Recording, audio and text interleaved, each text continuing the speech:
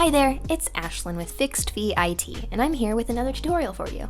Today we're walking through how to block unknown calls on iOS. This is great if you get a lot of scam calls or if you don't like answering unknown numbers.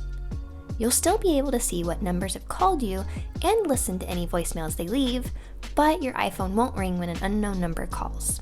So let's get started. First, you're going to grab your iPhone and open up the Settings app. Scroll down a bit until you see the Phone tab with a green phone symbol on it.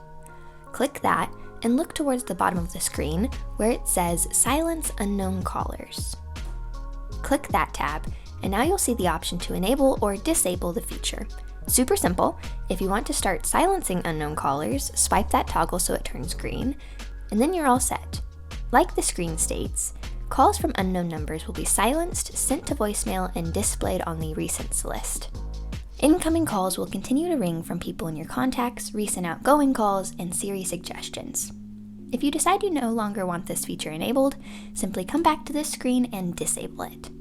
If you have any questions about this feature or any other iOS feature, please reach out to our team of experts at Fixed Fee IT. Thanks for watching!